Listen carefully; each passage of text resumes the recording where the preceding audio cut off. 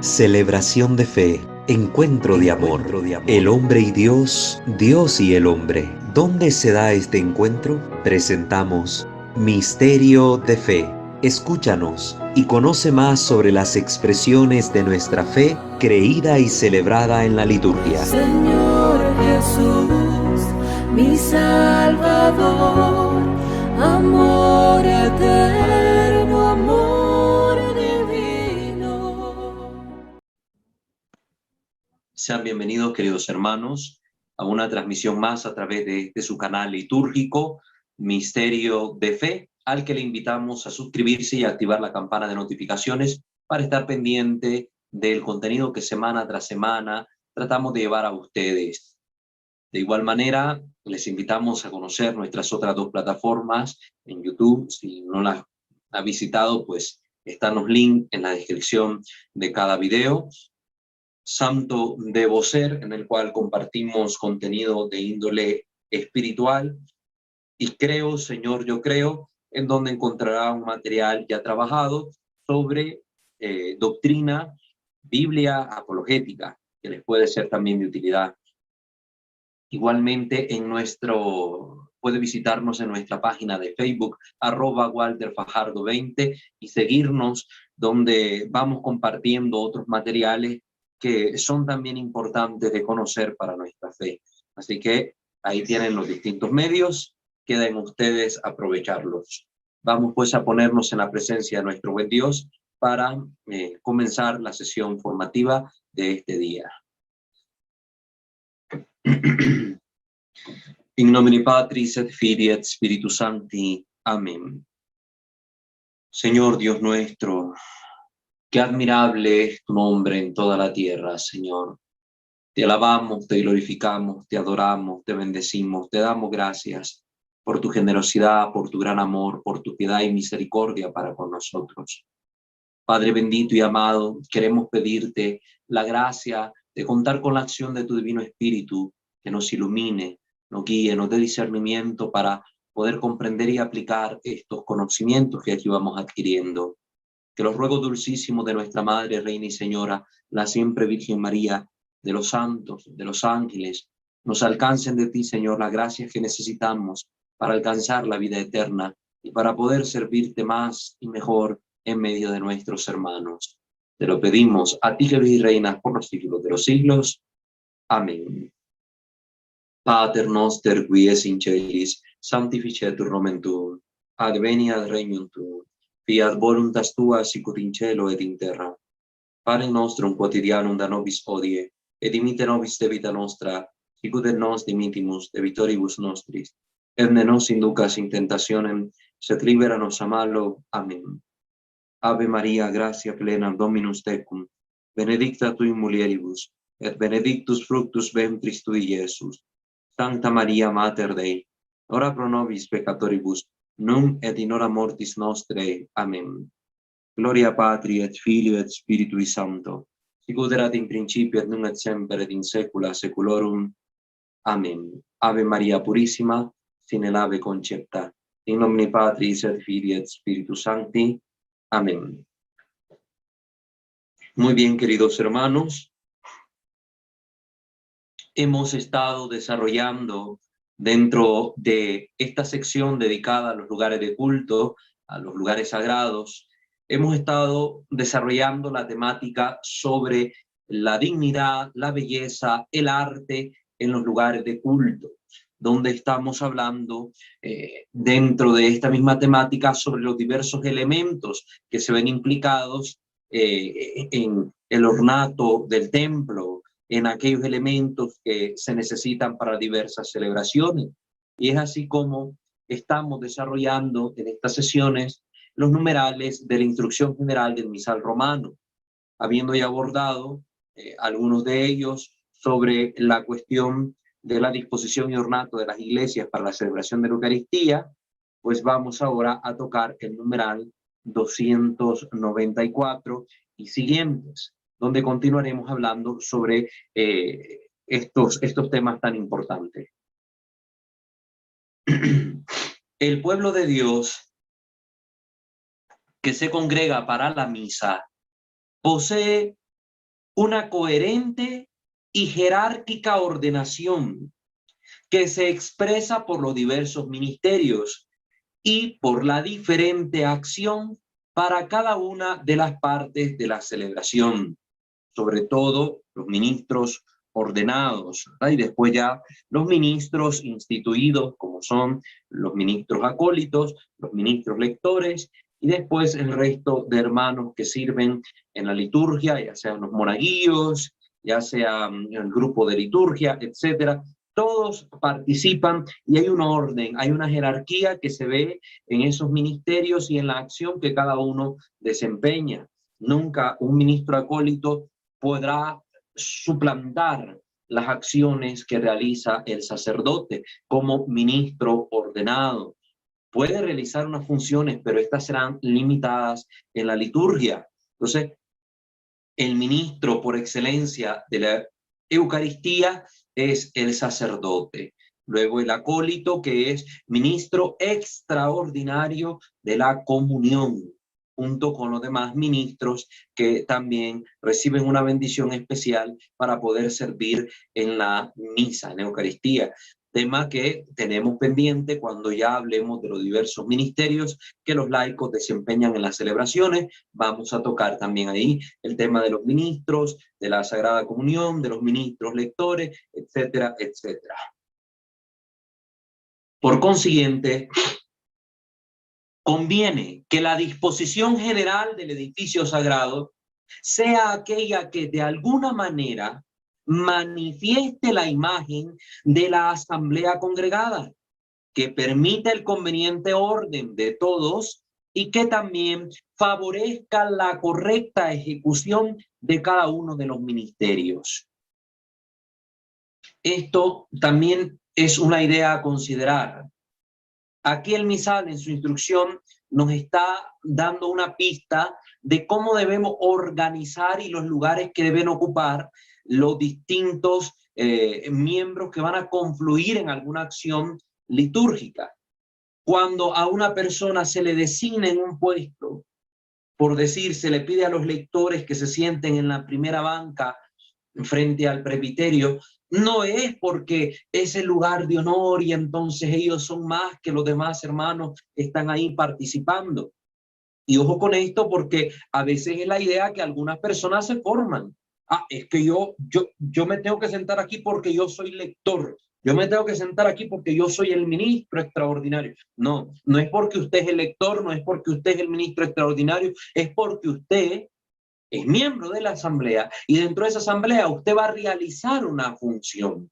Entonces, para poder servir en orden a esa correcta ejecución de su ministerio, se le pide que se coloque en este lugar.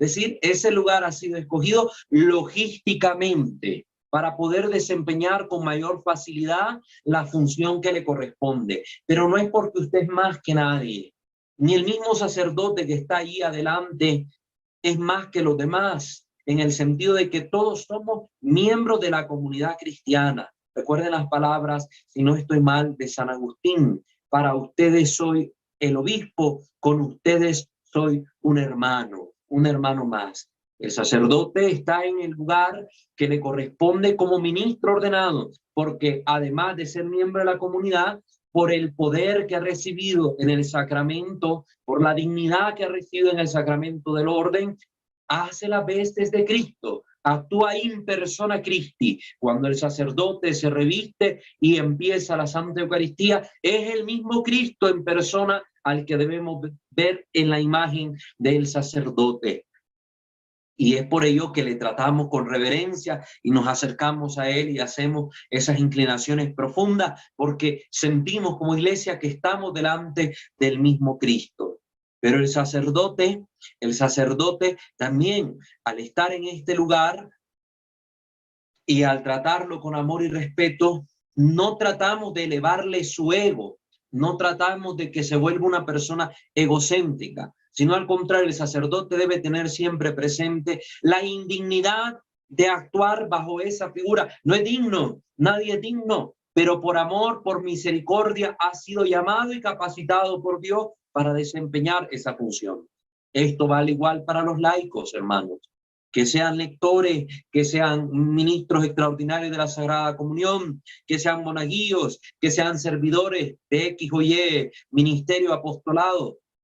No lo debe hacerse sentir más que los demás. Al contrario, siéntanse siempre humildes servidores de la comunidad. Señor, no hemos hecho más que lo que teníamos que hacer. Somos siervos inútiles, como dice la Escritura. Esa es la conciencia que debemos tener siempre aquellos que desempeñamos alguna función o algún cargo dentro de la parroquia. Porque el poder en la iglesia, como lo recalca, lo recuerda, insiste mucho el Papa Francisco, es el servicio hecho con amor, desde el amor y para el amor. Eso es lo que tenemos que tener siempre presente. Entonces, es recomendable, claro, que dentro de el servicio litúrgico que se vaya a prestar, se acomoden lugares específicos para que se permita esto que está estableciendo aquí el numeral 294, una correcta ejecución de las funciones de los diversos ministerios. Pero siempre debemos tener conciencia de que se hace por logística, no es para elevarle el ego a nadie, no es para hacer sentir menos a otros porque no pueden sentarse aquí, no. Sería complicado que a la hora de, no sé, las lecturas, tuviese que venir el lector desde la última banca del templo, más si es enorme el templo, desde la última banca para pasar a leer, y ya tal vez el otro hermano estaba sentado en medio, al que le tocaba la segunda lectura del Salmo, y tiene que pasarse llevando a algunas personas ahí en medio de la gente para salir y confluir frente al altar y hacer la reverencia y subir al presbiterio. Sería un poco desordenado, un poco caótico. Peor en una celebración multitudinaria, como en una fiesta patronal, por ejemplo, es difícil. Por ello, se le dan estos lugares preferenciales en orden a la correcta ejecución de los ministerios de cada uno de los hermanos que van a servir o desempeñar alguna función. Los fieles y los cantores también ocuparán el espacio que más les facilite su activa participación. Los fieles en las naves del templo, los cantores también en su espacio correspondiente. Estaba lo que se llamaba la Schola Cantorum, que era este espacio que se colocaba por encima de la puerta principal de los altares, como una especie de segunda planta. Ahí el coro congregado entonaba los cantos, por la posición, por el lugar, por la acústica del templo, pues se escuchaba hermoso sin necesidad incluso de ningún aparato eléctrico. Se escuchaba muy bien cuando los templos eran creados con este sistema acústico, ¿verdad? Con esta arquitectura y con esta resonancia acústica, pues no necesitaba uno ni siquiera micrófono para hablar y se escuchaba muy bien. Ahora se depende más de equipos de sonido para poder apreciar lo hermoso de los cantos. Entonces el coro se coloca en la Schola Cantorum. Hay otros espacios donde puede colocarse, atrás, a los laterales, pero siempre deben ser espacios que no invadan el espacio que no les corresponden. ¿A qué me refiero a esto? Por ejemplo, en el presbiterio. Un error sería colocar a los cantores en el presbiterio. Y yo ya me he encontrado con templos donde están los cantores, los hermanos del coro, ahí literalmente encima, al lado del altar, ahí con el presbítero, y a veces el presbítero interactuando con ellos, de repente que le pasan la guitarra y el sacerdote está celebrando y está ahí tocando la guitarra y acompañando al coro, algo totalmente inapropiado. Totalmente inapropiado. Entonces el lugar del coro no es en el presbiterio. Ya vamos a ver acá el tema del presbiterio, vamos a ver qué es lo que dice sobre el presbiterio, si realmente es el lugar para el coro. Por eso aquí el numeral dice, los fieles y cantores ocuparán el espacio que más les facilite su activa participación y su servicio también, y su servicio, pero sin que esto se convierta en detrimento de lo que corresponde a los otros ministros. El sacerdote celebrante, el diácono y los otros ministros, entiéndase, ministro acólito, ministro lector, ocuparán un lugar en el presbiterio, en el presbiterio. ¿Quiénes? Aquí se está diciendo, el celebrante, que puede ser o un obispo o puede ser el sacerdote. También el diácono, él ocupa un lugar en el presbiterio. Y los otros ministros, los que estamos diciendo, el acólito, que va a desempeñar funciones litúrgicas, le es propio, en orden al desempeño de su función, el estar ahí en el presbiterio. Y también otros ministros, pues ya depende, estos ministros, ¿quiénes van a ser? Los lectores. Hay presbiterios que tienen un espacio designado para los lectores, ahí pueden estar, porque van a desempeñar una función directa en relación con la celebración, ¿verdad? Pero no es obligatorio que estén los lectores ahí en el presbiterio. Igual los monaguillos, a veces hay parroquias con muchos monaguillos, pues si el presbiterio tiene un tamaño adecuado y lo permite el espacio, pueden estar algunos allí junto al sacerdote en el presbiterio. Los demás pueden ocupar otra área adecuada ahí cerca del presbiterio, junto al presbiterio, para poder luego desempeñar sus funciones. Se prepararán ahí mismo los asientos para los concelebrantes. En el presbiterio deben estar los concelebrantes. Y ojo, miren cómo lo está estableciendo aquí el numeral. Pero si su número es grande, si son muchos concelebrantes, no alcanzan ahí en el presbiterio, dispóngase en otra parte de la iglesia, en todo caso cerca del altar. Hemos visto, por ejemplo, misas multitudinarias en las catedrales, por ejemplo, en la Catedral de Managua, para cuando hay una ordenación sacerdotal o diaconal, o una celebración como la del Jueves Santo, en la que se harán la renovación de las promesas sacerdotales. Pues son muchísimos, tantísimos sacerdotes los que llegan, diáconos y religiosos ordenados, que al final de cuentas no alcanzan en el presbiterio, aunque este sea amplio. Entonces, arriba, por lo general, ocupa el lugar lo que es el consejo presbiteral, lo que son los vicarios foráneos, los vicarios episcopales, el rector de la catedral. Entonces, ocupan esos lugares, y los demás presbíteros, los demás concelebrantes, pues se les coloca enfrente del presbiterio en las primeras bancas, porque son ministros ordenados. Entonces, aquí mismo está escrita la orientación de cómo actuar en esos casos. Todo esto, aunque deba expresar la disposición jerárquica y la diversidad de ministerios, sin embargo, debe construir una íntima y coherente unidad por la cual resplandezca claramente la unidad de todo el pueblo santo. ¿Sí? Cada uno tiene un lugar, el celebrante en la sede, los ministros a su alrededor, el resto del pueblo santo en las naves, pero todos hay que tener siempre esta conciencia de que somos un solo cuerpo. Recuerden la primera carta de Corintios, capítulo 12, unos son la cabeza, unos la mano, unos ojos, otros pies, pero todos formamos parte del único cuerpo que es Cristo Jesús, y Él es la cabeza de todos nosotros. La naturaleza y la belleza del lugar y de todo el ajuar sagrado deben fomentar la piedad y mostrar la santidad de los misterios que se celebran. Todo el ajuar sagrado. Por eso aquí les digo, hay que tener mucho cuidado con los manteles, con los cubreambones, con las cortinas, con las flores, con la vela, con la vestimenta de las personas. Todo este conjunto que es el ajuar sagrado, como dice acá el numeral, siempre el mismo numeral 294, debe manifestar precisamente esa piedad, debe fomentarla, esa piedad que nace al darme cuenta que estoy en contacto con algo que es distinto de lo profano que encuentro en el mundo. Y debe mostrar también la santidad de esos misterios.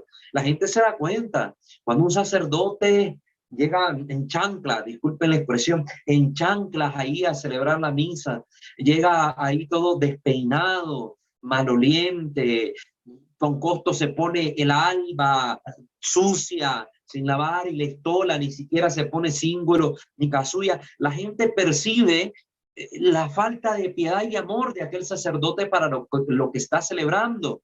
Y cuando el sacerdote manifiesta estas actitudes, sobre todo para gente que llega de vez en cuando a la iglesia, gente que no está muy informada, gente que es solo católico de acontecimientos, y ven aquella escena, pues, ¿qué les dice? ¿Qué mensaje les proyecta el sacerdote con su testimonio que dirige desde el silencio con su sola presencia y actuar?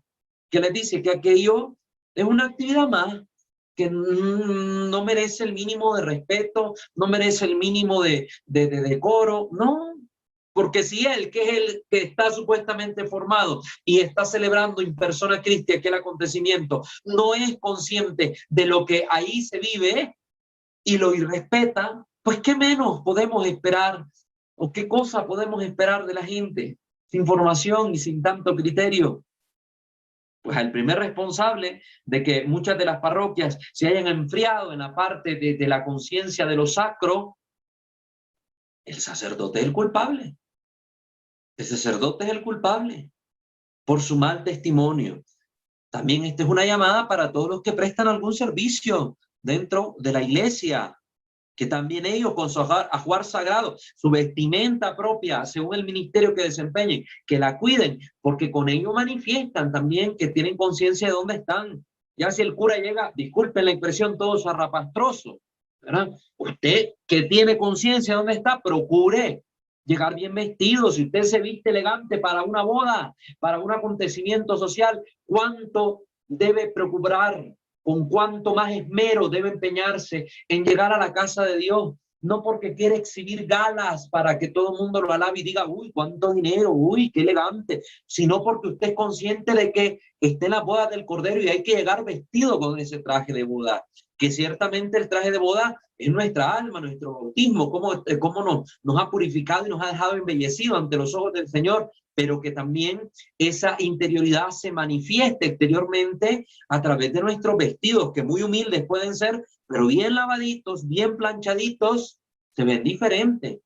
Voy a la casa de Dios, no voy a cualquier cosa. Si me esmero para vestirme bien para ir a una boda, ¿cuánto nomás debo esmerarme para ir al encuentro del Señor a su casa, en la Santa Cena, en la Santa Misa? ¿Cuánto nomás debo poner un esfuerzo en eso? Entonces, cuidarse, los que sirven de monaguillos, lavar su sotana, su roquete, los que sirven de lectores, pues llegar con su uniforme como debe ser, con decoro, limpio, planchado. A veces estas cositas se pasan por alto. Recuerden esta última frase del numeral 294.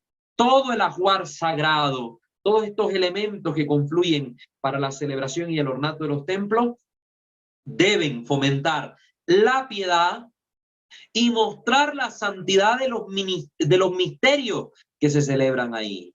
Fomentar la piedad. Qué hermoso ver sacerdotes celebrando la misa con casullas adecuadas, que tienen estampadas imágenes sagradas. Sobre todo esto se ve más en las casullas que tienen el corte estilo pianeta, o casullas tridentinas, como algunos le conocen, o casulla de guitarra, como les conocen otros, que en sus espaldas siempre trae el grabado de la cruz, y junto al grabado de la cruz alguna imagen, o incluso la imagen misma del Calvario. Ya ahí esa casulla está proyectando un mensaje de fe que excita la piedad de quienes contemplan a ese sacerdote realizando los sagrados ministerios. Pero si sale un curita ahí de estos que andan ahora, innovadores, inventores, que quieren meter en la liturgia un montón de cosas que son que están fuera de lugar, si sale uno a celebrar ahí con su casulla de Batman, de Superman, con sus casullas con unos colores todos raros, amorfos, deformes, que no son apropiados para la Santa Liturgia, pues ¿qué mensaje proyectan? ¿Con qué seriedad yo voy a poder vivir la misa viendo al sacerdote que me está predicando la homilía con una peluca de payaso, con una cara pintada y una nariz roja? ¿Qué seriedad le puedo dar yo a la Santa Misa? ¿Qué seriedad? Son cositas que a veces caemos en acciones negligentes por parte del sacerdote, que vienen en detrimento de la fe del pueblo, de la piedad del pueblo, del respeto a la casa de Dios. Pero bueno, aquí por eso estamos yendo al texto. Aquí estamos analizando lo que dice la iglesia, los mandatos de la iglesia para que evitemos pues cometer ese tipo de acciones que al final de cuentas son una total payasada. Una total payasada. Dentro de este capítulo que estamos viendo el ornato del templo, El primer acápite era los principios generales, ahora el segundo acápite nos va a hablar sobre el arreglo del presbiterio para la asamblea, entre paréntesis, sinaxis sagrada. Vamos a ver qué nos dice ahora acá el misal para la asamblea. La asamblea sinaxis sagrada. Aparece este término que a ustedes tal vez no les suene, ¿no? Pero ya que lo estamos mencionando, sinaxis proviene del griego sinaxis, que viene a su vez de sinago, que significa concentración, asamblea, reunión, así como el término eclesía, asamblea de los convocados, así el término sinaxis se refiere también a concentración o a asamblea. Es exactamente equivalente a lo que en latín, ¿verdad?, se quiere decir con el término colecta, que viene del verbo coligere, y que corresponde al término sinagoga en griego, sinagoge, el lugar de reunión. La sinagoga de los judíos, esto es lo que significa, este término es griego, significa lugar de la reunión. Entonces, y de ahí también el término de la primera oración que se dice en la misa, la oración colecta, la oración de los que están reunidos, la oración de la asamblea, la que recoge la intención de todos los que están ahí en reunión, la oración colecta, ¿no? En el uso litúrgico y cristiano, la sinaxis es la asamblea para cualquier función religiosa. El verbo griego sinago aparece frecuentemente en el Nuevo Testamento para designar una reunión religiosa, como es el caso de Hechos de los Apóstoles, capítulo 11, versículo 26, y también el capítulo 14, versículo 27, entre otros ejemplos que se pueden citar. Así como para los servicios y los consejos de los judíos, también se utiliza este término. Por ejemplo, Juan, capítulo 11, versículo 47, utiliza este término griego para referirse a esos consejos o reuniones de los judíos. Muy bien, ya les expliqué el sentido de ese término que aparece en el acápite 2 de este capítulo 5 sobre el ornato y arreglo del lugar sagrado para la celebración de la misa. Numeral 295. El presbiterio es el lugar en el cual sobresale el altar, se proclama la palabra de Dios y el sacerdote, el diácono y los demás ministros ejercen su ministerio. Debe distinguirse adecuadamente de la nave de la iglesia, bien sea por estar más elevado o por su peculiar estructura y ornato. Sea pues de tal amplitud que pueda cómodamente realizarse y presenciarse la celebración de la Eucaristía. Pues aquí ya vamos teniendo dos espacios principales que están siendo distinguidos dentro del templo. El presbiterio, que es el lugar donde están los presbíteros, los ministros que van a servir, y el lugar donde está el resto del pueblo santo, que es la nave del templo. Recuerden que el templo mismo en su estructura, cuando decimos nave, nos recuerda a la iglesia como la barca en la cual Cristo está y dirige a su pueblo santo a ese puerto seguro que es el reino de los cielos. Por eso hablamos de nave, la nave del templo. Entonces tenemos aquí lo primero que estamos notando, que es el presbiterio.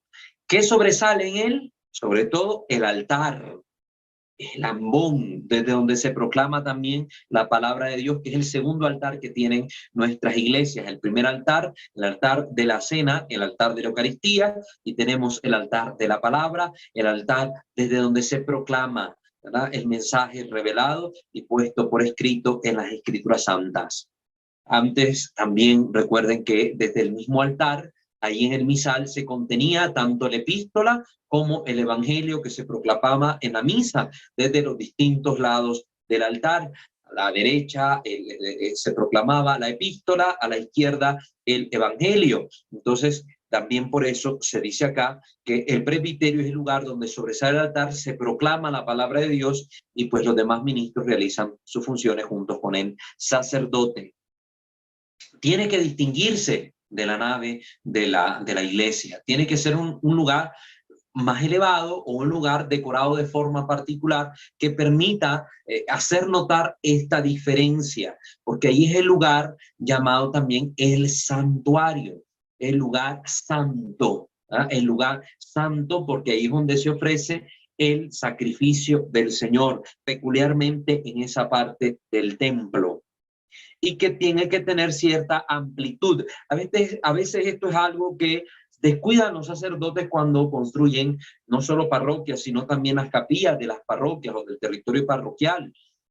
Hacen unos presbiterios tan reducidos que con costo alcanza el altar y la sede, y no puede ni siquiera el sacerdote estar un poco despegado. La sede del altar casi está una sobre otra, casi en algunas capillas. Esto impide que se realicen bien las funciones. Entonces siempre hay que tener esta consideración que nos pide aquí el numeral, hacerlo de tal amplitud que permita realizar cómodamente, dice aquí el término, cómodamente las funciones sagradas.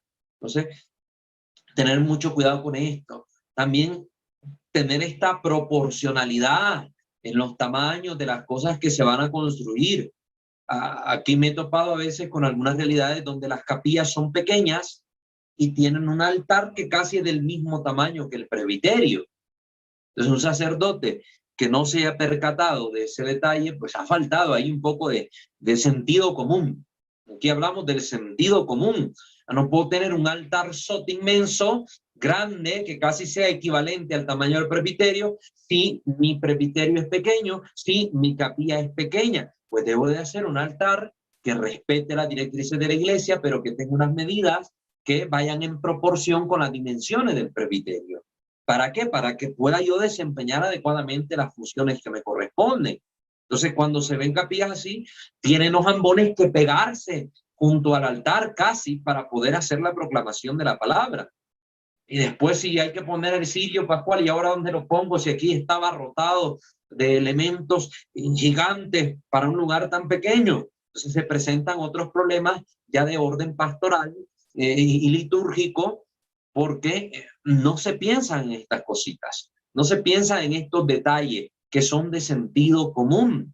Entonces hay que tenerlo presente. A veces queremos forzar también a que todos los elementos tengan cierta disposición que no es obligatoria. Por ejemplo, si mi presbiterio es pequeño, pues no tengo yo por obligación que tener la sede directamente detrás del altar.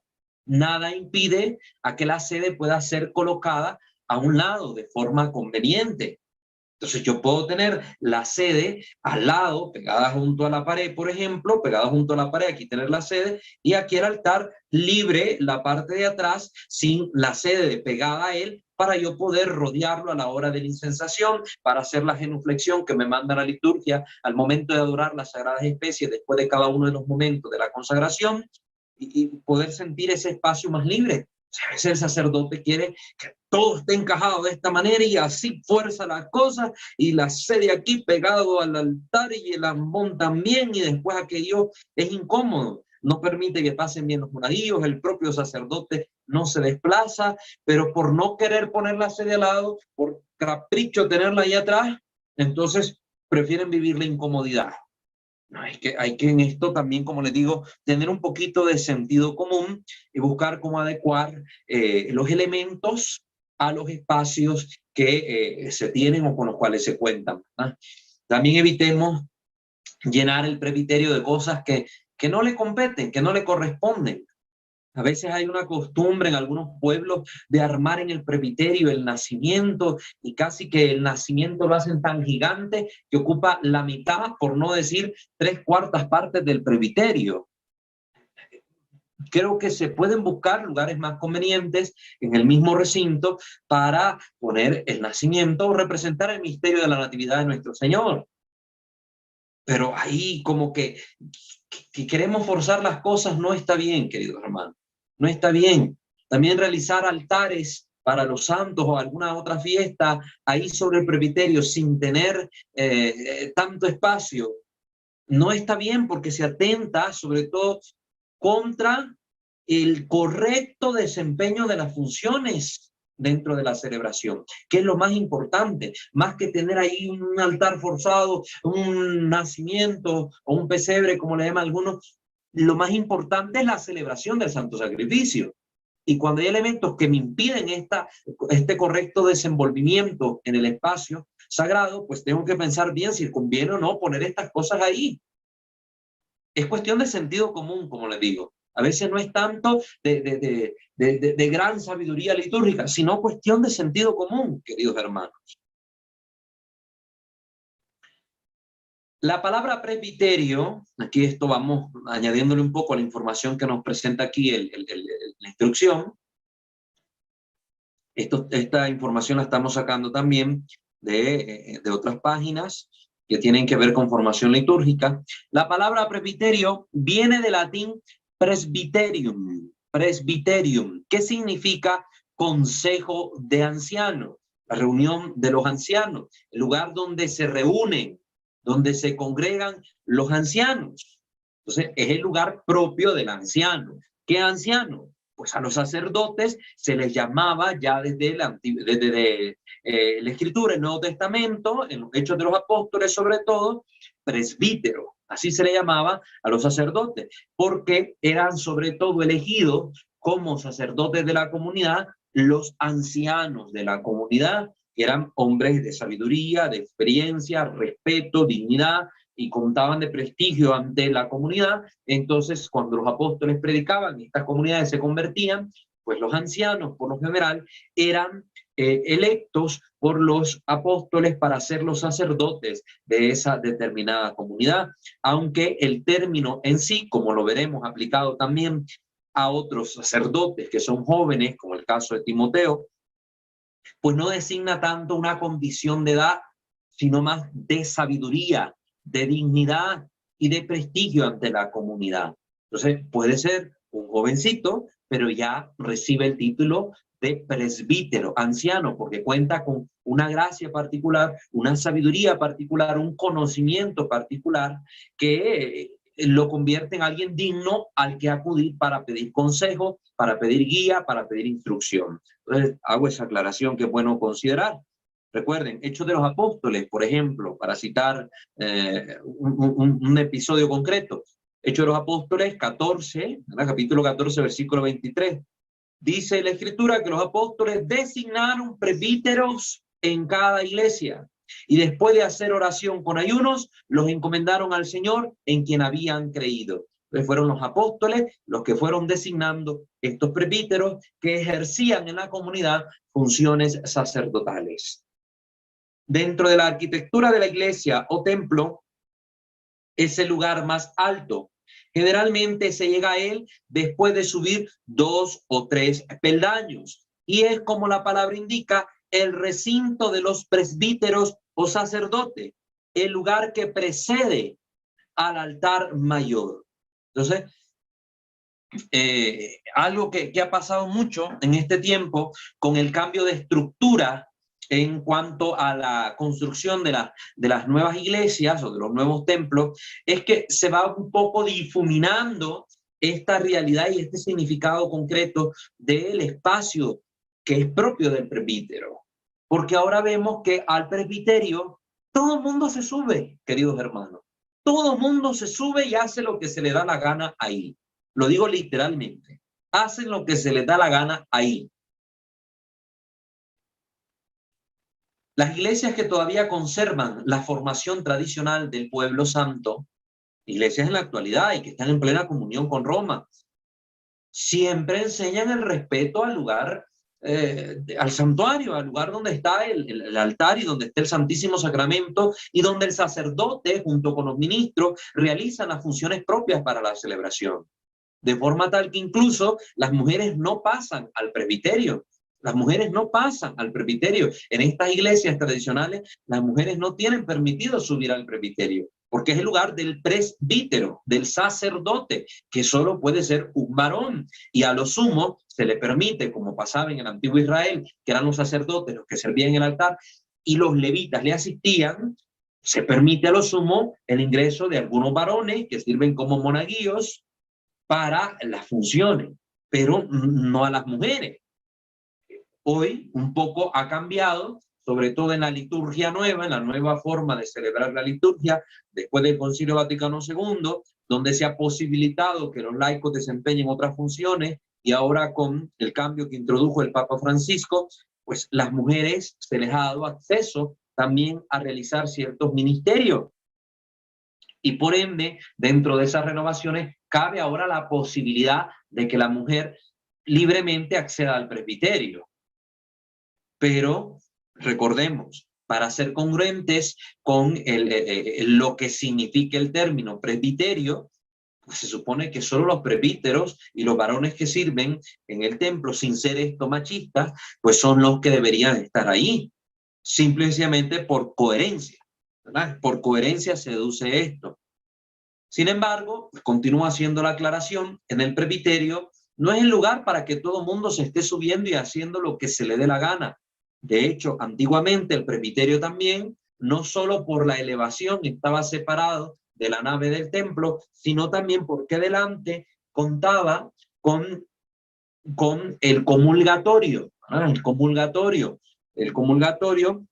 pues dividía, hacía también esa división entre lo que es el presbiterio y lo que es la nave del templo, Entonces, ahora también estos comulgatorios han desaparecido.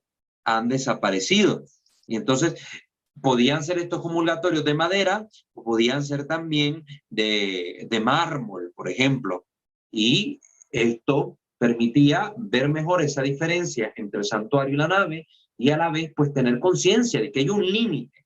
Eso servía como para poner también un límite, a la vez de proteger mejor el altar donde estaba el Santísimo Sacramento. Entonces, hacía como una barrera.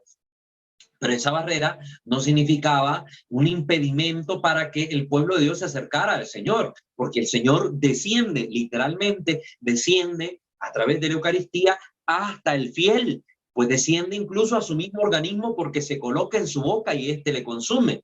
Entonces, la separación es aparente, tiene su sentido funcional dentro del templo, pero no es un sentido de división plena y total, no, sino que tiene que simbolizar precisamente esa jerarquía entre el presbítero, el sacerdote, y el pueblo santo de Dios, que eso no es clericalismo, es la realidad. Eso lo dicen los documentos de la Iglesia. Existe una jerarquía.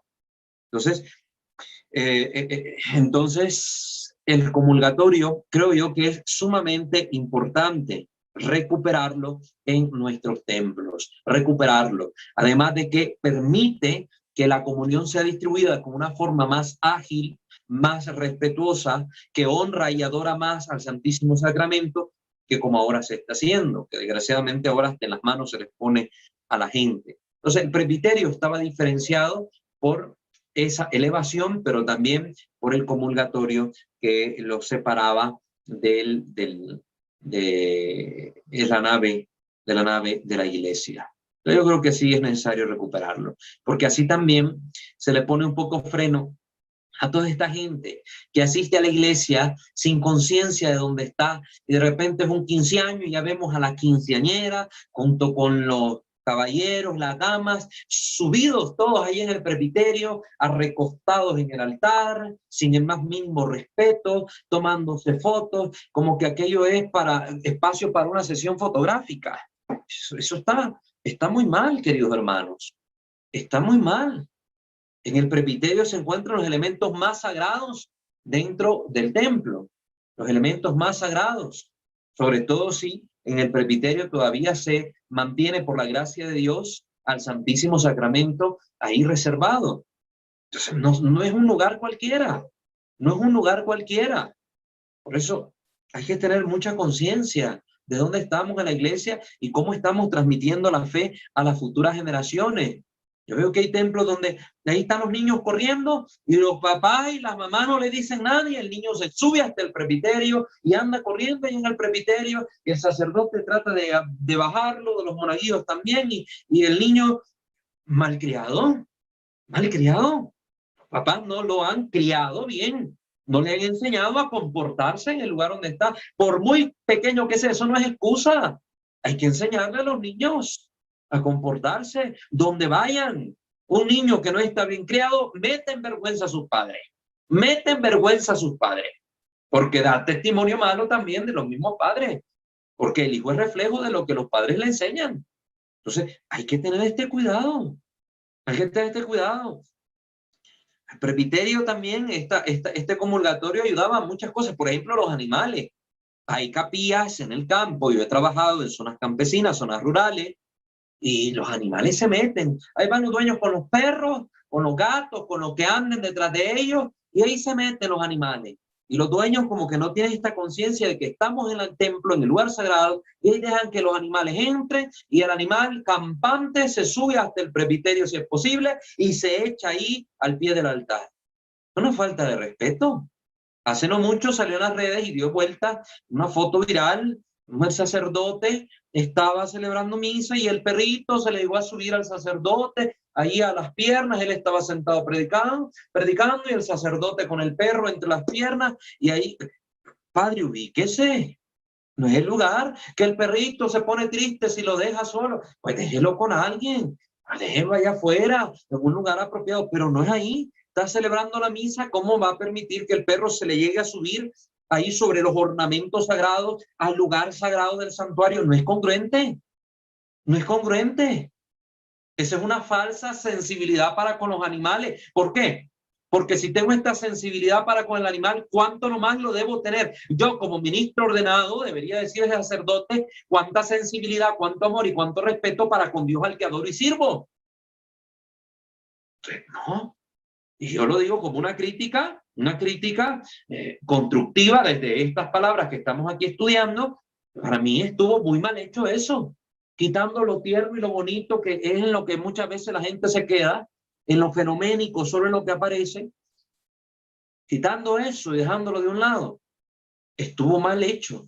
Estuvo mal hecho. Y no estoy diciendo con esto que odio a los animales, que maltrato a los animales. No, si me encantan los perros, los gatos, todos los animales. Yo si soy capaz, o hasta un cocodrilo, un león, no me interesa. Los animales, qué bonitos. Pero cada cosa en su lugar. Cada cosa en su lugar.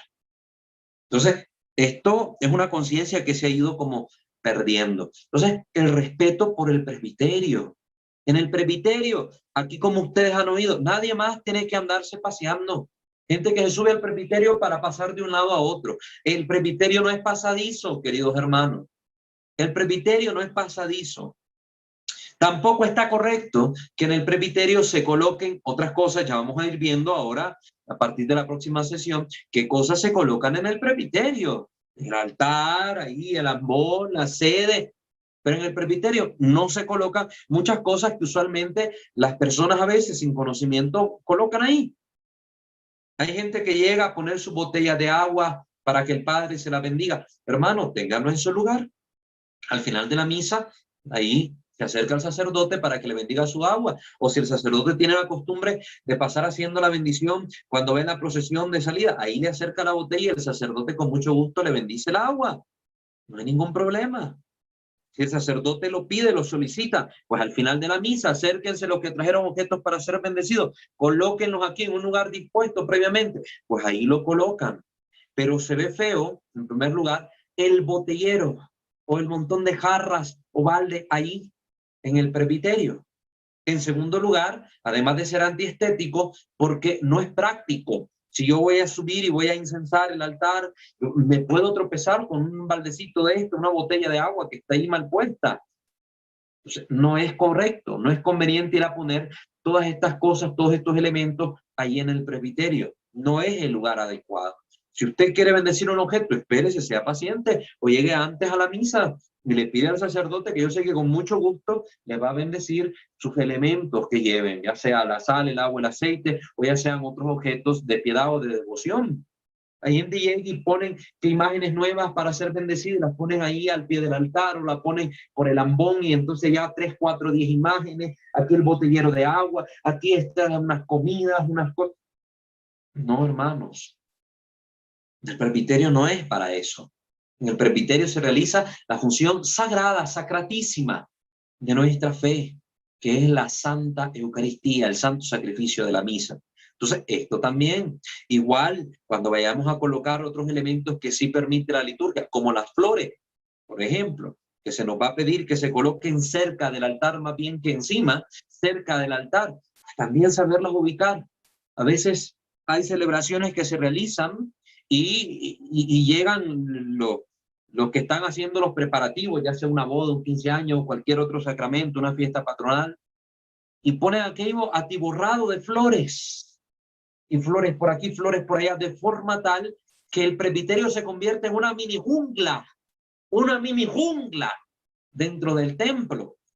No se trata de eso. Las flores son ofrendas florales que procuran embellecer ese espacio sagrado, pero no se trata de convertir el presbiterio en una jungla, no se trata de opacar la liturgia o el decoro mismo de la liturgia, el ornato del lugar a punta de flores y flores y flores. No, ese es un error y el sacerdote encargado debe ver que con mesura se coloquen los adornos florales. Que si es una fiesta patronal y todo el mundo le trae flores al santo patrono, ubicar, delegar o disponer un espacio apropiado en el templo donde estos arreglos puedan ponerse sin que esto devenga en detrimento de las funciones que se han de realizar en el presbiterio. A veces colocan un montón de flores ahí encima del altar, manchan los manteles, no se ven ni las velas ni los cirios a veces. No, todas estas cositas hay que tener siempre mucha prudencia y mucho cuidado. Tampoco el presbiterio es para estar poniendo cosas extravagantes. Me he encontrado con videos por el internet. Yo que soy bien curioso en esta materia litúrgica y me tengo que nutrir para poderles decir a ustedes las cosas. Me he encontrado videos donde el presbiterio con luces como que fuera un antro, una discoteca, ahí con luces rojas, verdes, amarillas, de colores, con máquinas de humo detrás de algún adorno, de alguna cosa ahí, para que a la hora de la consagración salga humo y todo. ¿Dónde dice la liturgia? Tráigame un solo numeral del misal o un solo numeral de la Sacrosanctum Concilium del Vaticano II, donde diga que en el presbiterio se tienen que colocar máquinas de humo para efectos visuales especiales y luces raras. ¿Dónde? Cuando se hace eso, se convierte la liturgia en un show. Se pierde el sentido litúrgico de lo que se está realizando y este sentido litúrgico se cambia por un sentido de entretenimiento, de teatro, donde se le está rindiendo culto al hombre que está oficiando ahí el show, porque el sacerdote se convirtió en el showman, el showman. Y entonces en el presbiterio se empiezan a colocar estas cosas raras, pantallas ahí para estar proyectando imágenes, palabras y cosas. ¿Qué es eso, queridos hermanos? El presbiterio no es eso. El presbiterio no es para eso. O sea, mucho cuidado. Capillas que convierten el presbiterio en bodega, el altar en bodega, debajo del altar metiendo un montón de cajas, trapos y cosas, sin el más mínimo sentido del espacio sagrado que constituye el presbiterio en el templo.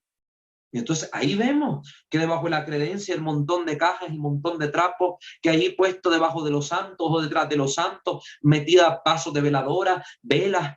No hay sentido común, hermanos, no hay mínima formación litúrgica, no hay mínimo amor y piedad a las cosas de Dios, porque esos elementos se tienen que cuidar. Hay que buscar lugares apropiados para colocar ese montón de cosas.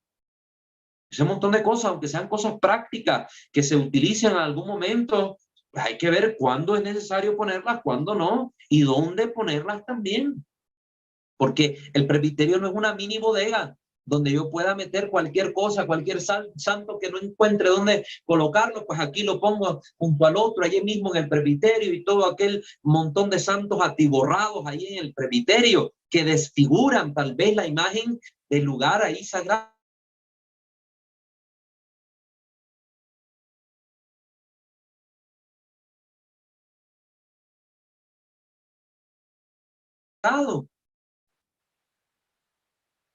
Se pierde la estética en el espacio sagrado. Entonces hay que tener hay que tener con esto mucho tacto, mucha sensibilidad, sobre todo por parte de los que estén viendo este video y desempeñen alguna función dentro de un grupo de formación litúrgica o dentro de un servicio particular, ya sea como sacristanes, ya sea como lectores, como monaguillos, el servicio que preste, que esté en relación directa con las celebraciones litúrgicas, pues tener mucho cuidado sobre todo en esto, mucho ojo, mucho detalle. Y si no forman parte del equipo de liturgia, pero están recibiendo esta formación y ven que estas cosas se presentan en su comunidad, hablar con sinceridad, con amor y caridad con el presbítero del lugar y hacerle ver que esas cosas no están bien, que esas cosas no están bien, ¿verdad? Que a veces se coloca un montón de telas y cosas raras ahí en el presbiterio y cartones y poroplast y yo no sé cuántas cosas más se terminan colocando ahí en el presbiterio que desdicen del lugar sagrado de culto, desdicen del lugar sagrado de culto. Y el primero que debe velar por esto es el sacerdote. Y cuando un sacerdote no está haciendo bien su función, el obispo tiene que poner ojo ahí, llamarle la atención. Decirle, padre, esto no está bien, ordene las cosas como pide la iglesia porque usted es sacerdote de la iglesia. En su casa cural, ponga si usted quiere ahí detrás de su cama lo que se le dé la gana y quite luces y ponga máquinas de humo en su cuarto, pero en el templo hagan lo que la iglesia le pide, porque la gente viene a buscar a Dios como la iglesia le enseña. Como la iglesia le pide, tiene que actuar usted porque usted es sacerdote de la iglesia. Eso hay que saberlo claro, tenerlo muy claro. La liturgia no es lugar para iniciativas personales. La liturgia es el lugar de solemnes repeticiones que da lugar a la introducción de nosotros en los misterios del Señor. Misterios revelados y transmitidos de generación en generación por los apóstoles hasta nuestros días. Eso es lo que tenemos que tener siempre presente. Muy bien, dejamos hasta ahí la parte del presbiterio. Espero no se me haya escapado comentarles algo ahí. Si no, pues ustedes lo pueden comentar también ahorita. Pero la próxima sesión vamos a ver la cuestión sobre el altar y el ornato del altar, los manteles, lo que se pone, lo que no se pone en el altar, cómo ponerlo. Todo eso vamos a hablar a partir de la próxima sesión. Les recuerdo suscribirse a este canal si aún no lo han hecho. Misterio de Fe. Igualmente activar la campana de notificaciones para estar pendiente del material que semana tras semana subimos. Visitar nuestros otros dos canales, Santo Debo Ser en materia espiritual, Creo Señor Yo Creo en materia doctrinal apologética y darle like, seguirnos en nuestra página de Facebook @WalterFajardo20. Recuerden que los enlaces los encuentran siempre en la descripción de cada uno de los videos. Vamos pues ahora a abrir los micrófonos para escuchar sus comentarios, hacer sus preguntas al respecto y así pues que ustedes también participen y con su participación nos retroalimenten. No sé también, Fer, si hay algún comentario en Facebook, recuerden en YouTube, recuerden que quienes nos están viendo en vivo a través de esa plataforma, en la caja de comentarios pueden poner ahí sus mensajitos y nosotros con mucho gusto pues también los leeremos.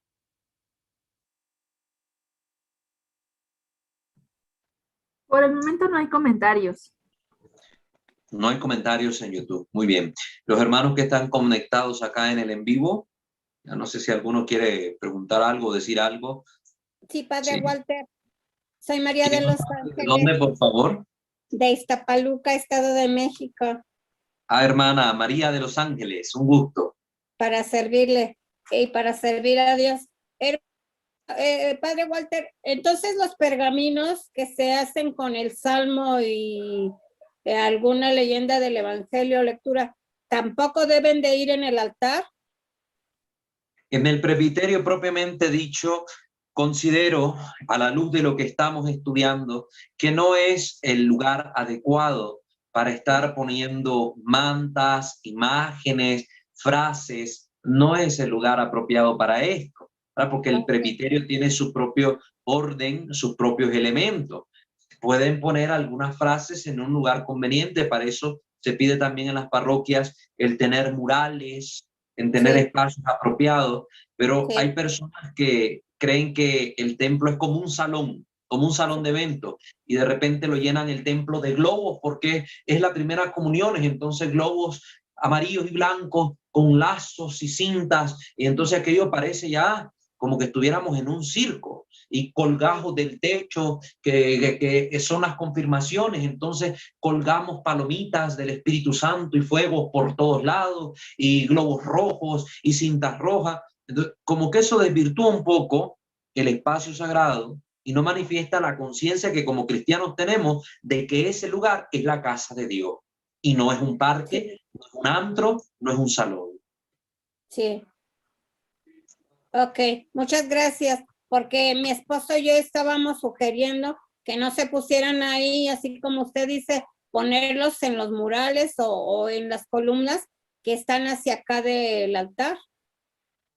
Que sería, si se tienen que poner, pues como en última instancia, el lugar más conveniente, las columnas del templo en la parte de la nave, más que en el presbiterio como tal. El presbiterio no es el espacio para eso, ¿verdad? Es como, pongámoslo en palabras así, como publicidad de fe, ¿verdad? Como que estamos haciendo publicidad de algún artículo, pero en materia religiosa, y ponemos ahí una imagen, una frase, y que al final se vuelve casi un elemento distractivo, ¿verdad? Sí. Un elemento distractivo.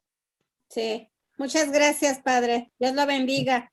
Gracias a usted por su participación, María de los Ángeles. Me alegro que siga formándose en este curso y espero que el material que aquí colocamos sea de utilidad para usted y para quienes pues quieran también formarse en esta materia. Muchas gracias. Gracias. No sé si alguien más quiera comentar algo al respecto. Nos dicen su nombre, por favor, y de dónde, para que sí pues podamos tener presente quién nos está dirigiendo la palabra.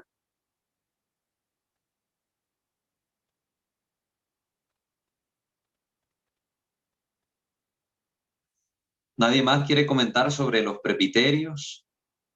¿Qué han visto? ¿Qué les parece? Comenten, ya sea positivo o negativo, porque igual todo nos sirve, todo nos aprovecha en materia de estudio para o imitarlo o para evitarlo. Entonces sí me gustaría escucharlos, porque yo sé que ustedes han visto muchas cosas, especialmente los que ya tienen años sirviendo en la iglesia o ya tienen años de estar caminando en la fe. Entonces sí, compartan, ¿verdad? No se reserven las cosas, porque así pues nos retroalimentamos todos.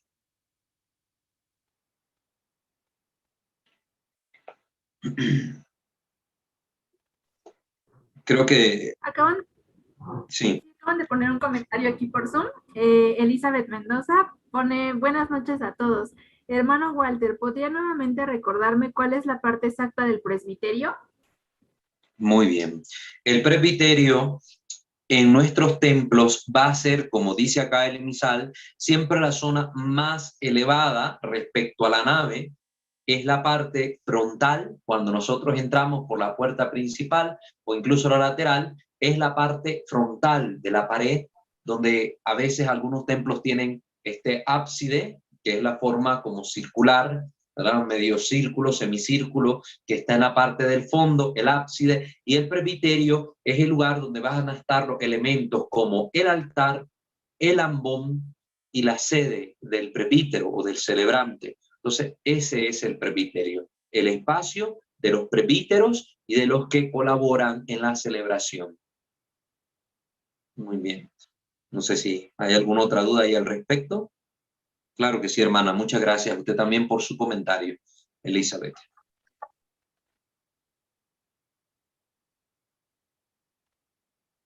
¿Alguien más que quiera preguntar o comentar algo? En YouTube, Paola Hernández pone: en la capilla donde sirvo, nos pidieron tapar un poquito el sol, entonces queríamos poner una lona para cubrir el sol, pero con una imagen del Espíritu Santo. Está sobre el altar, ¿se puede? Ok, entonces ahí vamos ya a las cuestiones de orden práctico. Cuando se construyen los lugares se tienen que evaluar también esas condiciones climáticas que pueden estar ahí de por medio, ¿verdad? Si va a afectar también la cuestión de la posición del sol, dónde va a estar, si va a pegar la luz, va a darle directamente al rostro de la gente, cómo solucionar eso. Son cuestiones que se tienen que ver al momento en que se están realizando los planos, en que se están evaluando el terreno, las circunstancias, etcétera, que a veces no se hacen. Entonces van apareciendo con el tiempo estas situaciones que incomodan un poco, ¿verdad? Entonces hay que buscarle una solución de orden práctico, pero que no atente contra la estética del lugar. Entonces, si hay algún tipo de ventanal o una ventana, o no sé qué es la situación que se está presentando en su parroquia, hermana, o en su capilla, pero que está la luz pegando directamente en el rostro de la gente, pues hay que ver si se puede poner algún tipo de vitral con un vidrio grueso que lo que haga es que sí se vea la imagen que se vaya a proyectar en el vitral, pero sin que esto lastime la vista de la gente. Si para mientras se está buscando como recurso tapar esa área con una lona, pues como usted dice, pues que sea algo apropiado, con la imagen de algún santo o del Espíritu Santo, una imagen que por lo menos me haga pensar en las cosas piadosas, como dice aquí la instrucción general del misal romano. Pues sí se podría hacer de esa forma, ¿no? No, nada que solo sea por tapar el hoyo, ¿no? Que venimos y ponemos cualquier manta o cualquier tabla o cualquier trapo ahí, no, sino que sea algo que para mientras de una solución temporal, mientras se busca una solución más a largo plazo y pues que no atente contra la estética y el decoro de ese lugar privilegiado de nuestros templos, como es el presbiterio. Muy bien, hermana, muchas gracias por su pregunta. ¿Alguien más que quiera preguntar algo acá?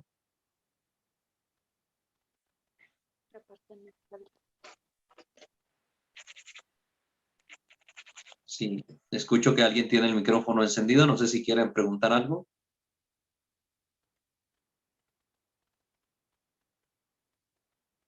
Muy bien. Bueno, si a alguien se le ocurre luego una pregunta, pues ahí tenemos nuestro grupo de WhatsApp o de Telegram.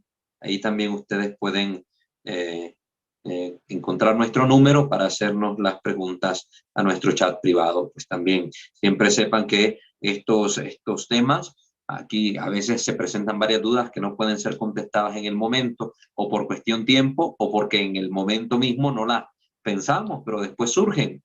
Siempre pueden preguntarnos a través del chat de WhatsApp o Telegram. Bueno, muy bien. Si no hay más preguntas, no hay más comentarios en YouTube, entonces pues vamos a finalizar la sesión de hoy dándole gracias al Señor. Muy bien. In nomine Patris et Filii et Spiritus Sancti. Amén. Señor Dios nuestro, te bendecimos, te adoramos, te glorificamos, te damos gracias por habernos permitido vivir esta formación, Señor.